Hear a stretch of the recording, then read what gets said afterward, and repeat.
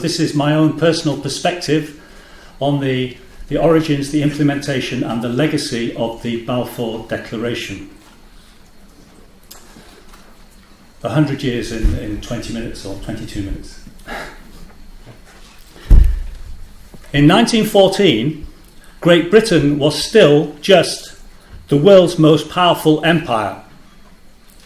Over a period of 500 years or so, through exploration, trade and settlement, treaties and the sword, missionaries, slavery, massacres and ethnic cleansing, Britain colonised Ireland, parts of the Americas, parts of Africa, Australia, New Zealand and much more. During the 18th and 19th century, negotiating with allies concerning the control of and division of unexplored territories or the provinces of potential enemies was standard empire policy. Empires plan, empires conquer, empires impose, and empires dispose according to their own interests. In August 1914, the British government was neither pro-Arab nor pro-Zionist.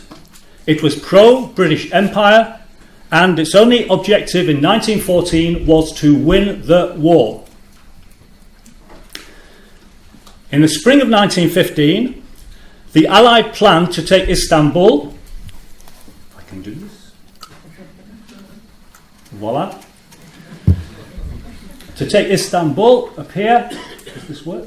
And knock Turkey out of the war.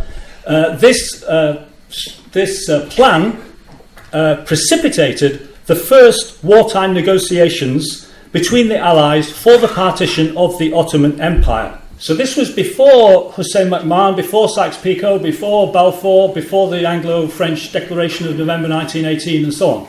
This was the Constantinople Agreement. Russia said, we want Istanbul and the Straits. French said, we want Syria and Alexandretta and Cilicia.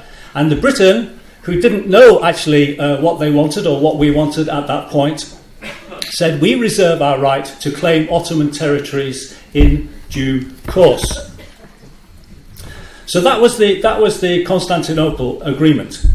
You then come, of course, to, and I'm just going through this very briefly, the Hussein McMahon Correspondence, the British effort to separate the Arabs from the Turks.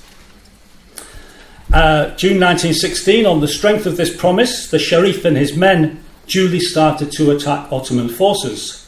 My one comment, reflection about this correspondence, there were 9 letters in all between the two men, between July 1915 and March 1916.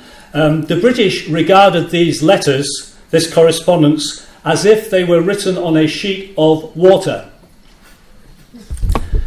During the same period, in November 1915, Georges Picot arrived from Paris and eventually ended up negotiating one-to-one with Sir Mark Sykes. And the agreement actually led to this. The Sykes-Picot Agreement was actually January 1916. The two of them then headed off by boat to St. Petersburg, and they negotiated with Sazonov, the wily, very experienced Russian foreign minister. Remember, Russia was still in the war till, whatever it was, February or so, 1917. So this is the actual Allied agreement in the middle of 1916. The only 2 points I would make here, apart from what the British and the French were doing, was that the Russians would take much of what is the eastern Anatolia. The Russians would have, as they wanted, the Straits up here, and, quite interesting, much of what is now southern Turkey was going to the Italians. Okay. The first contacts between the Zionist organisation as an organisation and the British government were unofficial and indirect around April 1916. By February 1917, Chaim Weizmann was endeavouring to persuade Sykes that Britain alone and not an Anglo-French condominium should determine the future of Palestine. So then we come to the famous slide that you all know. Never had a single sentence declaration been longer prepared, every word the subject of negotiation, 18 months of drafting and redrafting, its chief characteristic, deliberate ambiguity, the deliberate possibility of endless interpretations. For 17 months, the second and third phrases of the declaration did not exist. However, in October 1917, in order to neutralise Curzon and Montagu's opposition to the proposed declaration, Lord Milner instructed Leo Amery, one of the War Cabinet Secretariat, and both of them, of course, very pro the Zionist project. Milner instructed Amery to draft, to add on 2 additional phrases. Moreover, Balfour deliberately withheld the word political from the second phrase of the draft, so that only civil and religious rights were mentioned.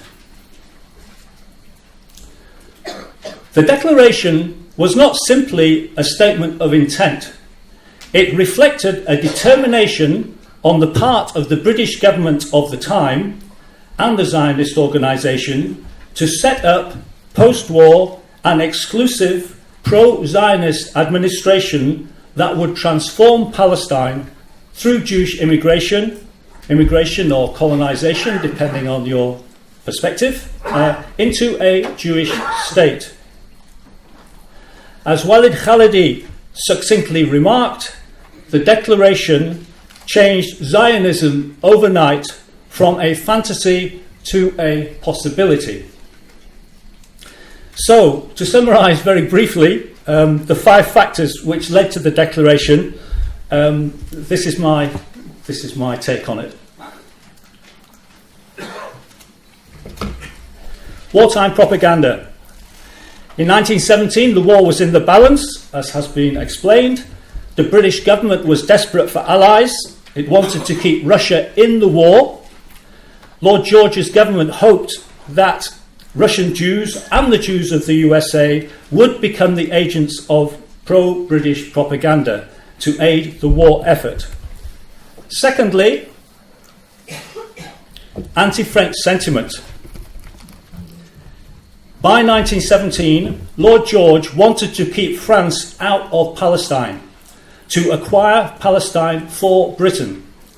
One way of doing this was to make an alliance with the Zionists.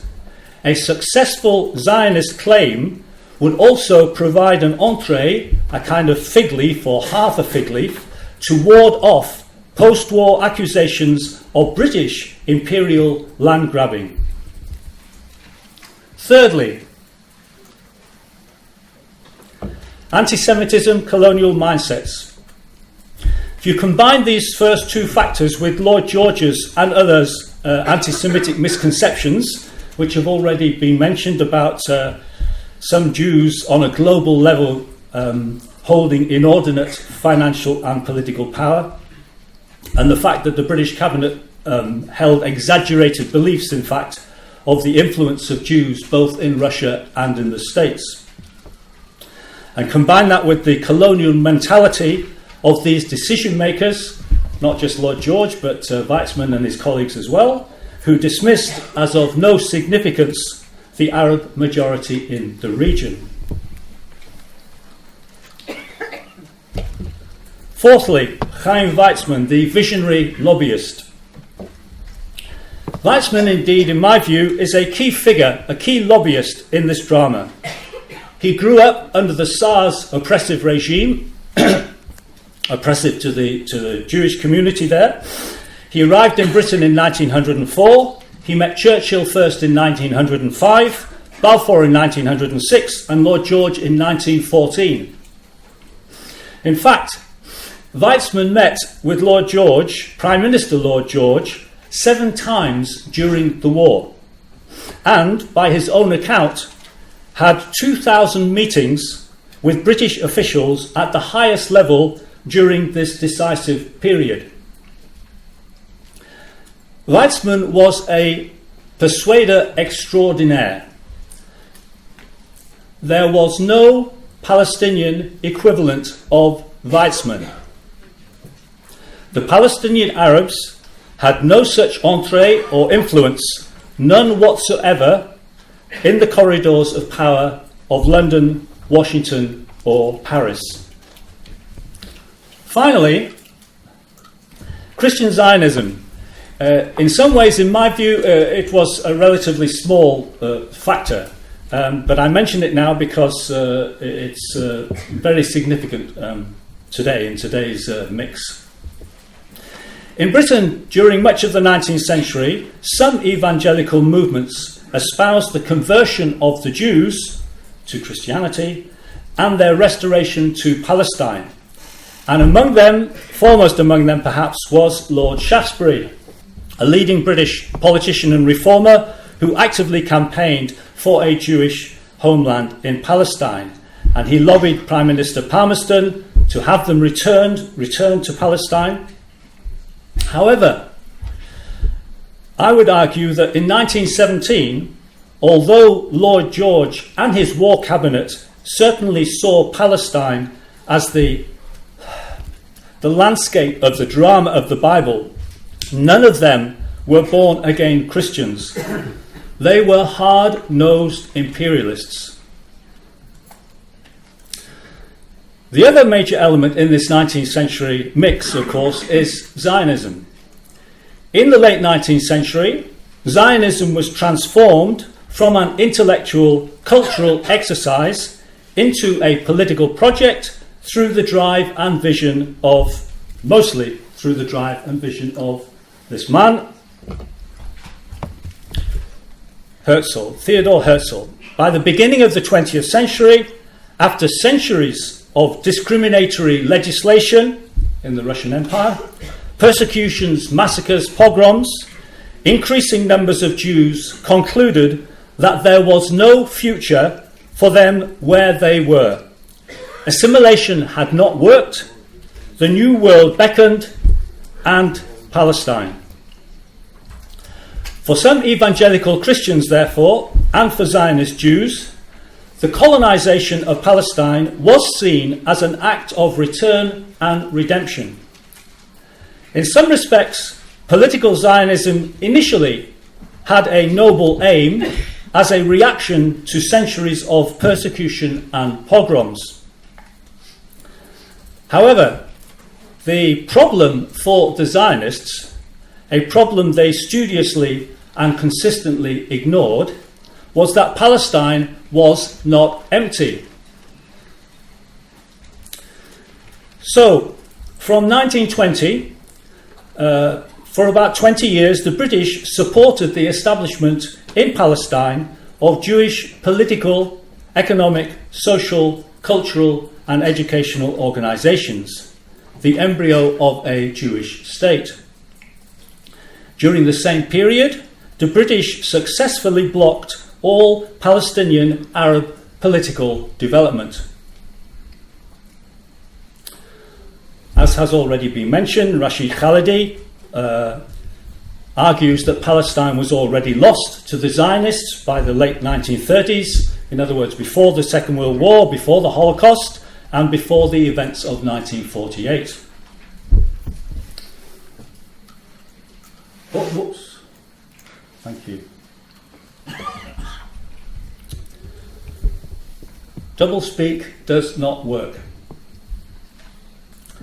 I would describe British attitudes and policies towards the Jews during the Mandate period as a mixture of support, sympathy, and benign disdain, all subsumed beneath imperial priorities. In some ways, it's simpler to characterize British policy towards the Arabs of Palestine. Indifference, humiliation, and duplicity are the words that come to mind. It's not surprising, it's standard empire behaviour. I'd like to share two very brief examples of British duplicity, still unacknowledged after 100 years.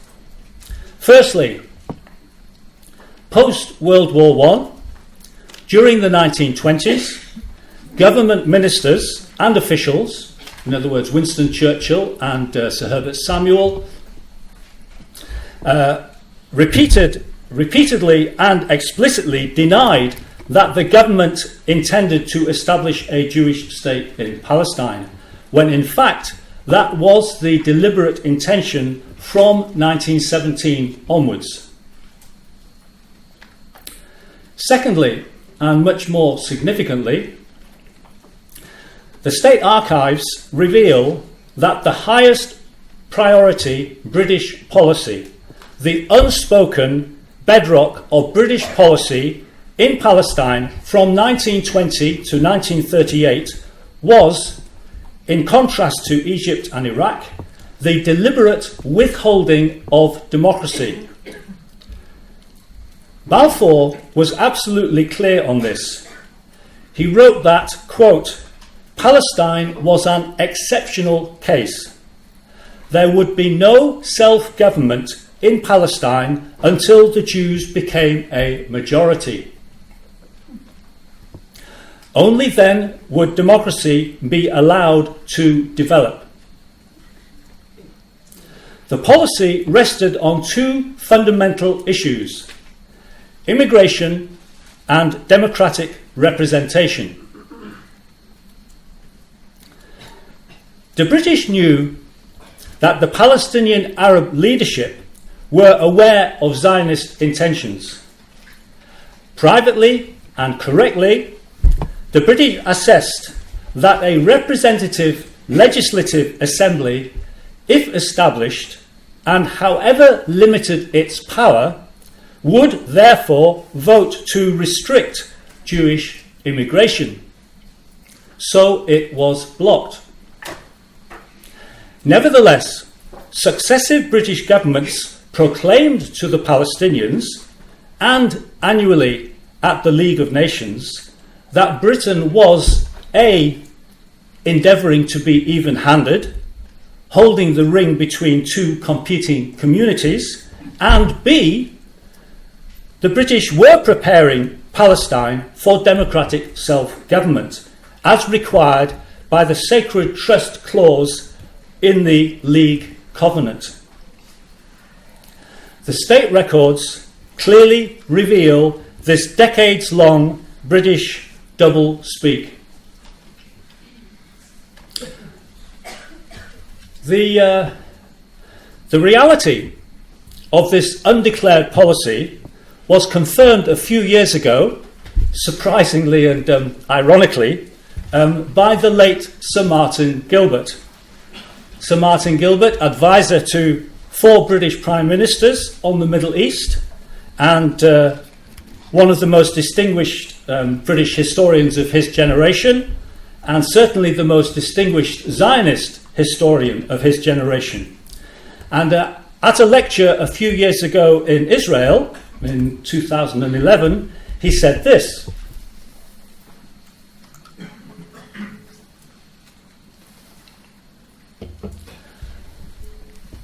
the cornerstone of British mandatory policy was the withholding of representative institutions for as long as there was, in Palestine, an Arab majority.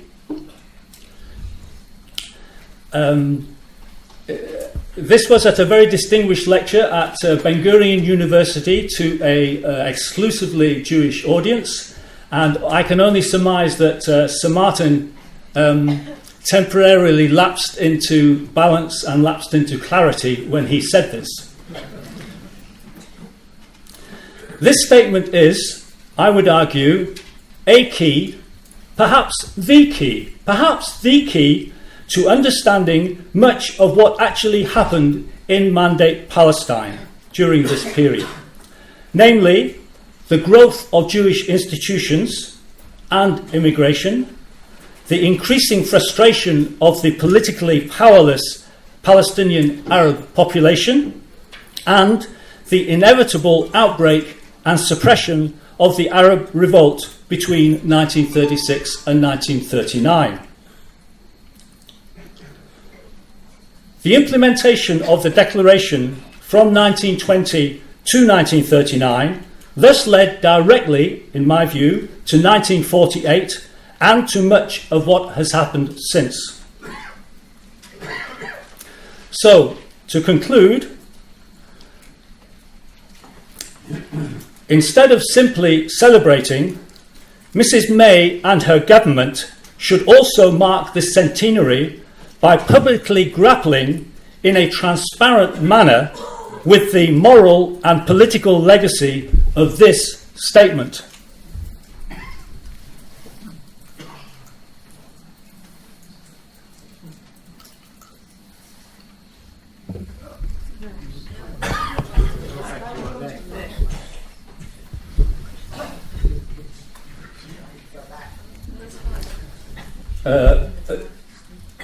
I'll just finish by saying a nation, our nation, including its government, which only has room for celebration, for national pride, and has no room for honest reflection about its past, has little claim to describe itself as either moral or civilized.